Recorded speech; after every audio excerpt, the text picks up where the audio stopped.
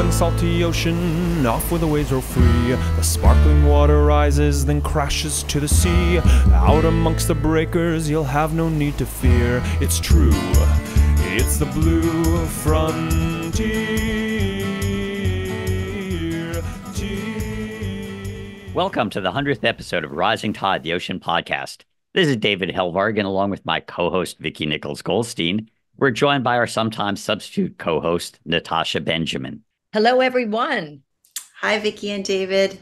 Hey, today's our 100th episode of Rising Tide since I launched the podcast, interviewing former New York Times reporter and author of Outlaw Ocean, Ian Urbina, back in March of 2020. I just got back a month ago from a patrol off the coast of the Gambia, and the goal there was to board and inspect Chinese fishing vessels, and we boarded and arrested 3, and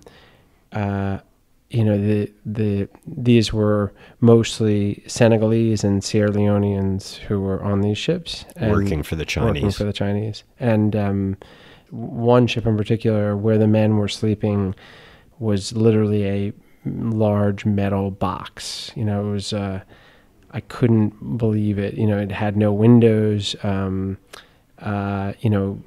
had a steel plate that had been cut in a metal wall, and that was the entry point.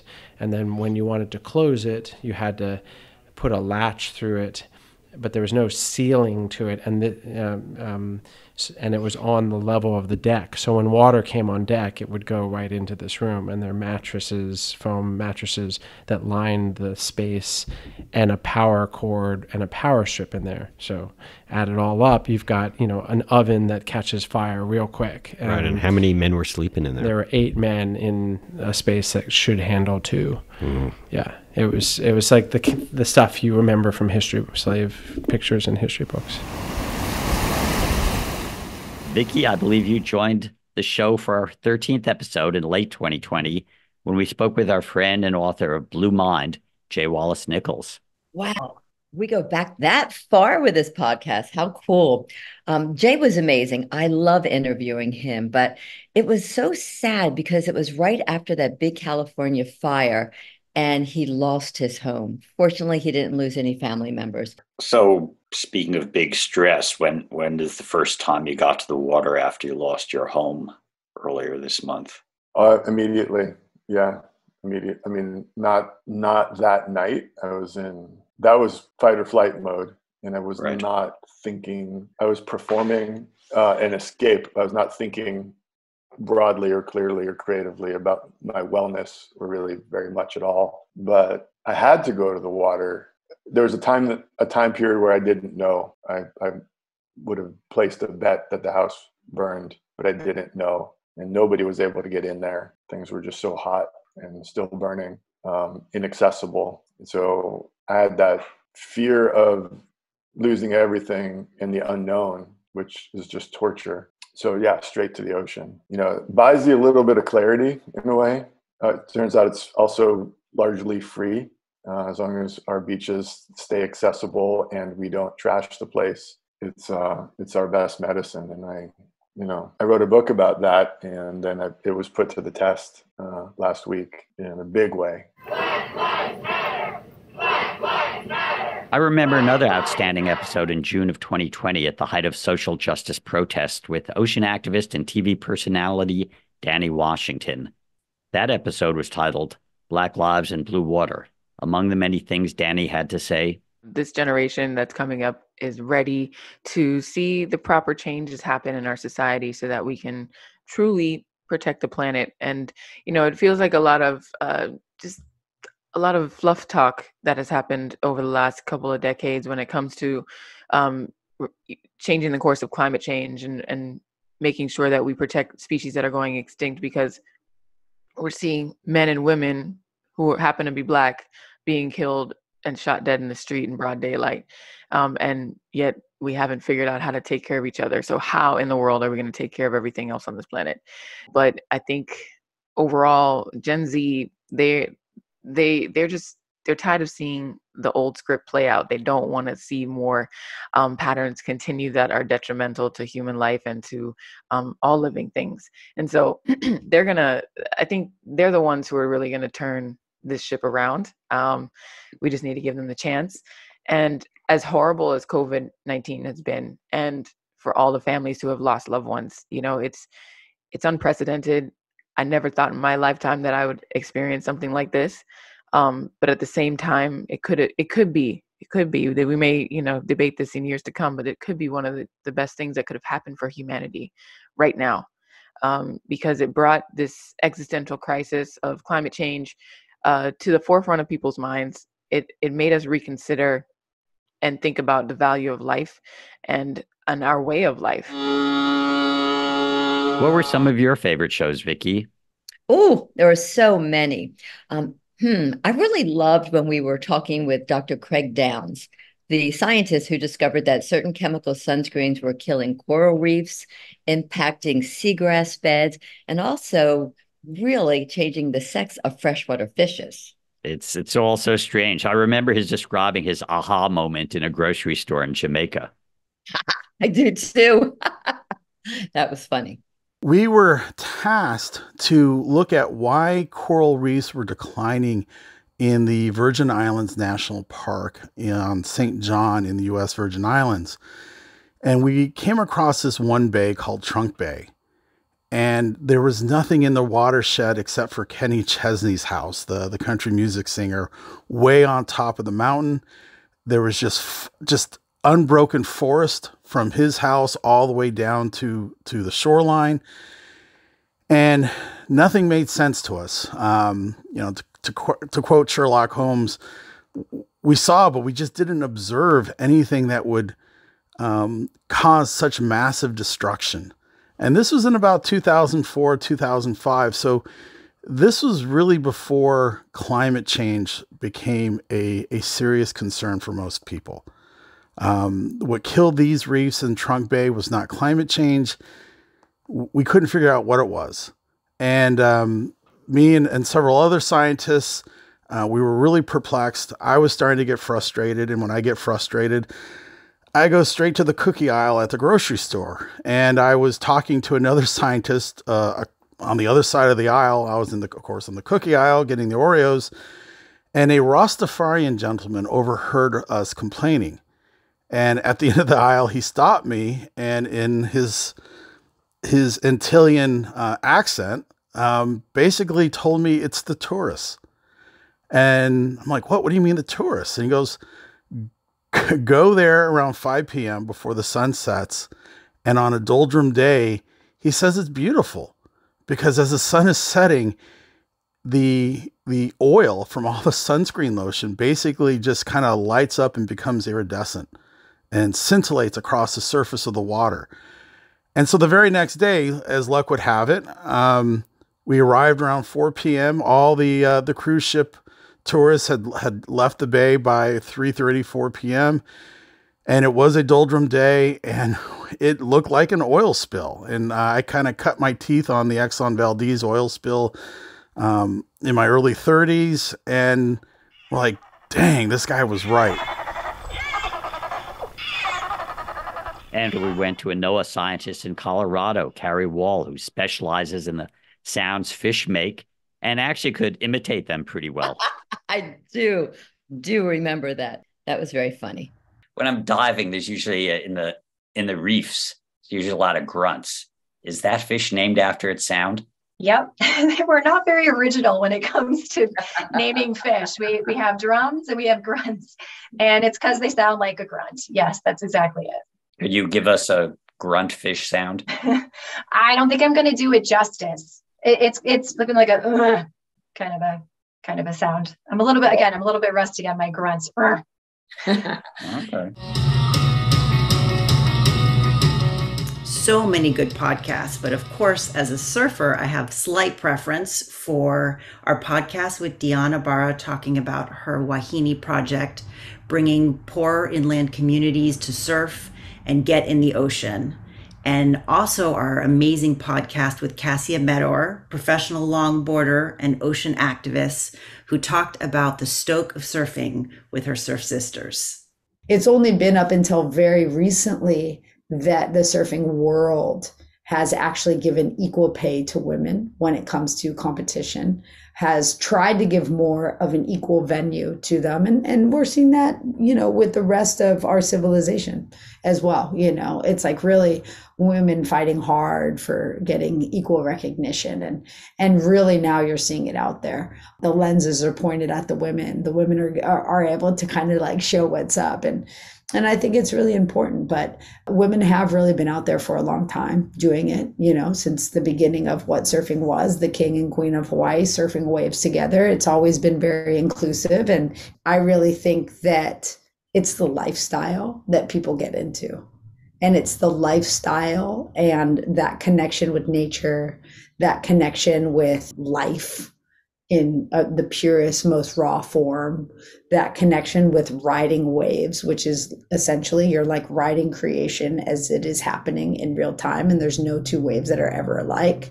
It's that kind of, waking up at sunrise and seeing the sunrise from the water and like riding those first waves in the light of day and seeing some otters maybe over there, some, a whale in the background or, it's really these connections. So I think it's like a really deep and kind of spiritual connection that's beyond the rational mind that really gets people to surf. And then it's the connection and the community that happens on the beach in and around riding waves and sharing and collaborating that is what keeps people going back. And then, Natasha, you introduced us to a couple of filmmakers who are working to reveal how neoprene wetsuits used by surfers are produced at a polluting petrochemical factory in Louisiana that's poisoning a low-income African-American community in what's known as Cancer Alley on the lower Mississippi, and how local activists are fighting back.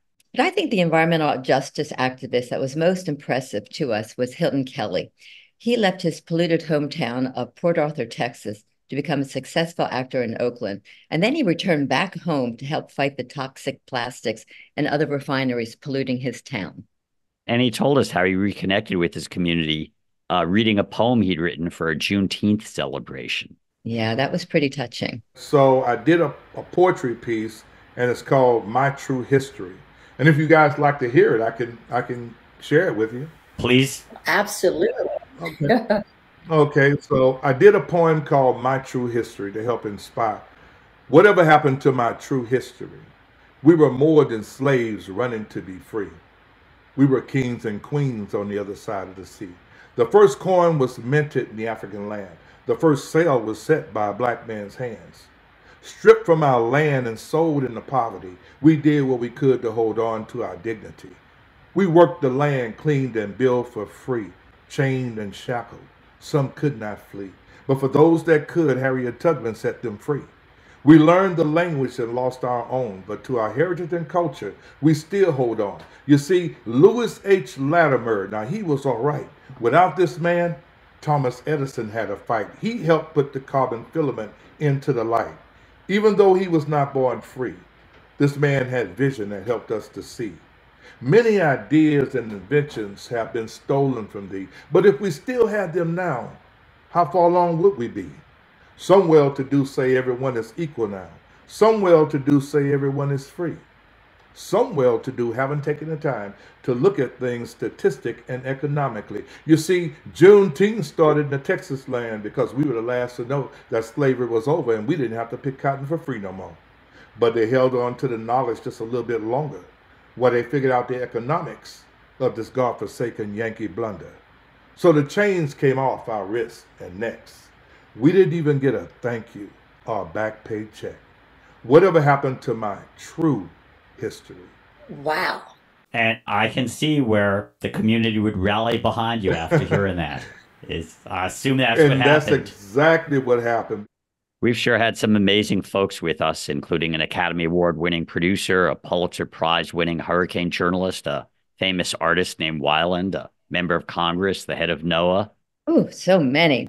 Some of the livelier episodes included our talks with explorers Philippe and Ashlyn Cousteau, Roz Savage and Margot Pellegrino both amazing women who rode solo. Roz, who rode across 3 oceans, and Margot, who went from Miami to Maine and then Seattle to San Diego in an outrigger canoe. She paddled all that way, plus inland, took the inland route from New York to New Orleans. So, incredible. She even met some of my family members when she did that. And don't forget our most recent episode with amazing underwater photographer Brian Scarry. Oh, gosh, I love that right whale photograph. It's so famous and touching. And then, of course, there was the Sea Shepherd founder, Captain Paul Watson. Let's listen to what Paul had to say. I had approached all these TV networks and said, look, the biggest show on Discovery right now is about a bunch of men going to a cold, remote area of the planet to catch crabs. And I can give you men and women going to a colder, more remote, more hostile environment to save whales. It has to be more compelling than catching crabs every week. And Animal Planet went for it. And we did 7 seasons, which is it was their top show. And that brought a terrific amount of support to us because of that. And so you had 7 seasons with Whale Wars. Why was there not an 8th? Well, a very simple reason for that. We won. The Japanese whaling fleet is no longer in the Southern Ocean whale sanctuary, and so it's fully protected now. We have to keep in mind that was called the Southern Ocean Whale Sanctuary. So what are you killing whales for in a sanctuary? And finally, the International Court of Justice ruled that it was illegal. And they stopped for 1 year. They started again, but we kept the pressure on, and finally they left for good. And as of 2019, there's no whaling in international waters anywhere on the planet. That's a beautiful development. No pelagic whaling. All whaling today is restricted to the territorial waters of Norway 1, Japan 2, Iceland 3, and Denmark 4. Those are the only real whaling nations. And so since I started in, say, 1974 to protect whales, I would say that 95% of the world's whaling operations have been shut down. So it's been a very successful movement, not just for Sea Shepherd, but all of the groups that were opposing whaling worldwide, putting pressure on the International Whaling Commission or directly confronting them or boycotts, all those sorts, all working together. I've always said that the strength of an ecosystem is in diversity. Therefore, the strength of a movement is in diversity. So all of those approaches contributed to that wonderful success story. We were fortunate to interview many scientists and explorers on the show, including my own advisor, Les Kaufman at Boston University. We also had Jeremy Jackson and Nancy Knowlton and Steve Palumbi and abalone scientist Kristen Acalino, who was so much fun. Oh, and then there was Mickey McComb-Cospa from Boulder, who did all of her shark research and all kinds of crazy things. She dives with white sharks to take their measurements with lasers. I mean, how sci-fi are we becoming? It's so wild. And I have to ask you, because I got this image in my head, are you ever like underwater pointing lasers at large sharks? Oh yeah, absolutely, all the time. I mean, we're measuring them. We use these twin lasers and we shoot them at the sharks to help us to, measure their total length. And again, it's just one more layer of data. We have sex, we have size that can help us estimate ages. If we go to a place that has repeated, measures, these animals stay there for year to year, we can start looking at growth rates, which is really cool.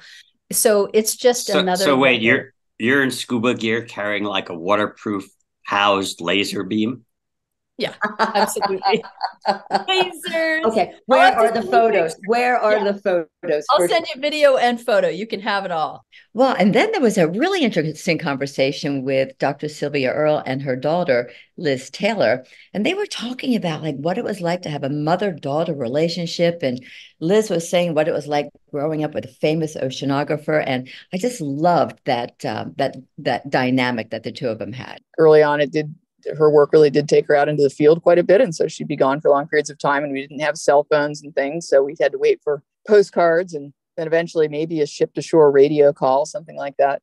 So there was a lot of reliance on my grandmother as well. And she was kind of known as the bird lady of Dunedin and Florida, and would bring in all kinds of birds from, blue jays to pelicans to egrets and everything in between. So it was really, kind of a I guess, a woman-led household, and now it's evolved into kind of a, woman-led business. So did you have a pet pelican as a child? We had a pelican for a long time. Well, we had several pelicans. We had, typically what would happen is that they would arrive to us with their pouches slashed up by fishermen, or entangled in line, or with broken wing or something like that.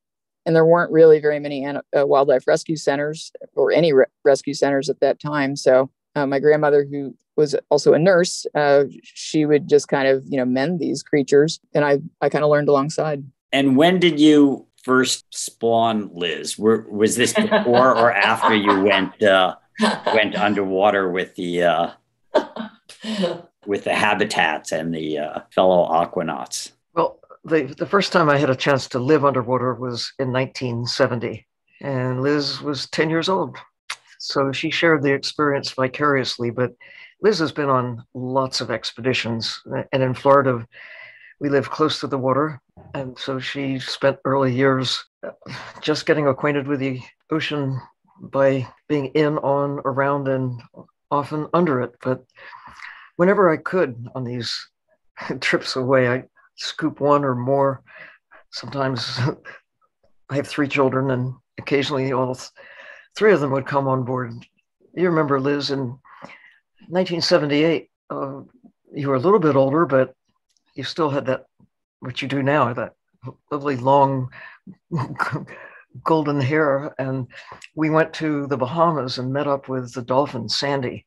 He just loved your hair.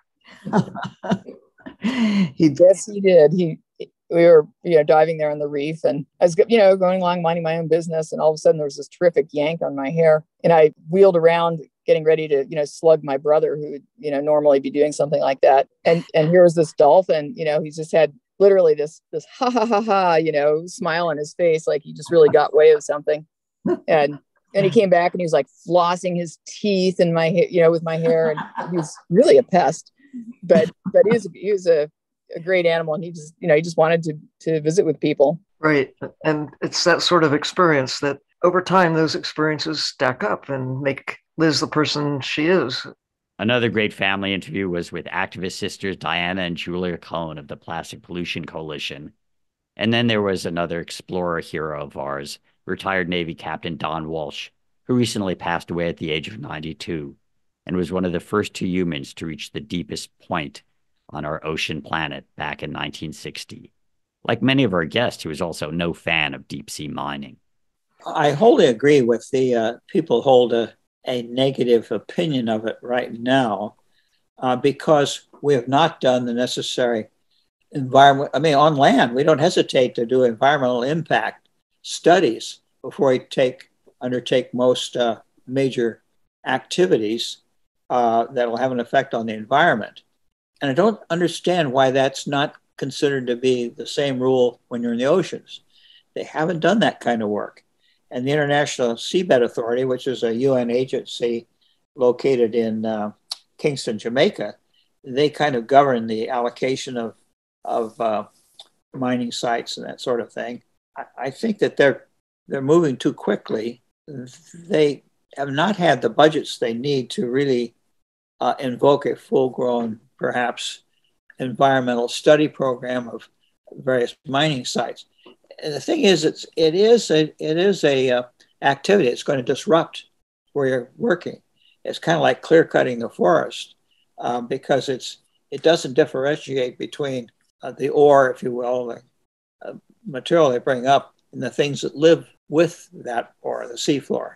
You're going to scrape on, and these are organisms, many of them in thousands of years to populate an area. They're not going to repopulate quickly. Well, I think that with respect to ocean mining, the ISA needs to look in the mirror. I'm not saying they're invertebrate. I'm sure that people make decisions, but they seem to be more governed by the users, the potential users, than the overall consideration of the health of the oceans. And that's got to stop. But overall, I would hope that ISA would get some backbone and become truly independent and a steward, if you will, responsible for stewardship of these deep ocean resources. Deep sea mining. Oh, now that is a controversial topic. But in the bigger picture, what we found in our interviews is that the ocean is a way to really bring people together despite their political views. And I really think that Ralph Nader gave a great example of that when he was on the show. On the shores of the Atlantic and Pacific and the Gulf, there are people, regardless of how they label themselves, conservatives, liberals, libertarians, progressives, they want the same thing.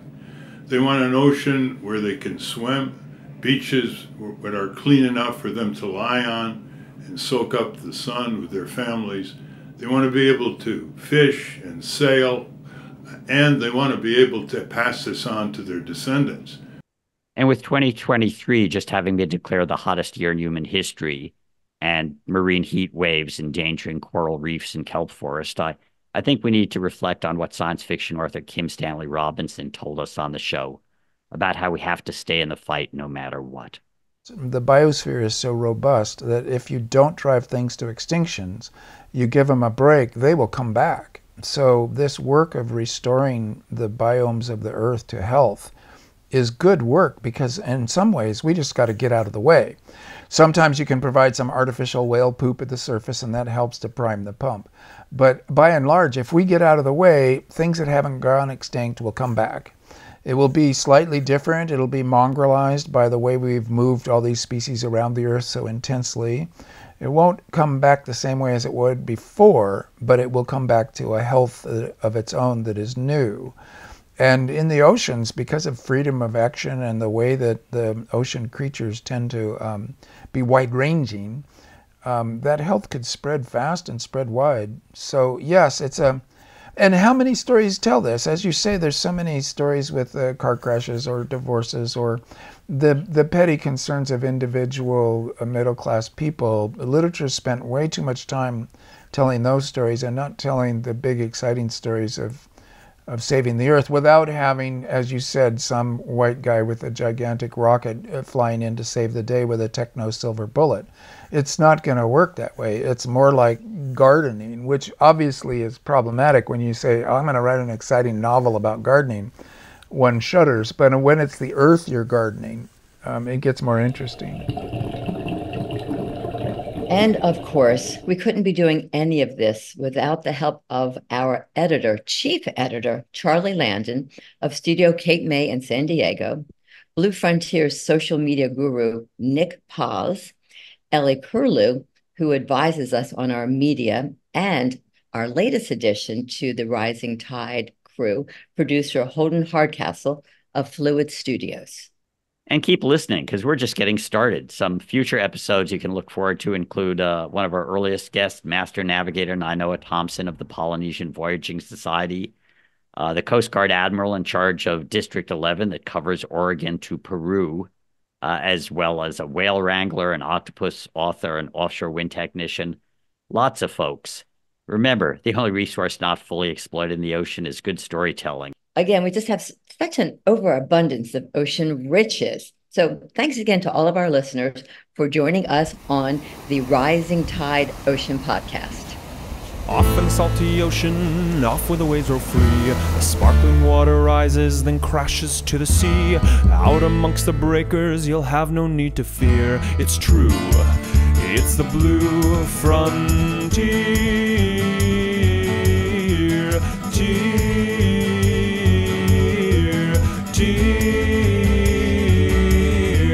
Off in the salty ocean, off to the blue frontier.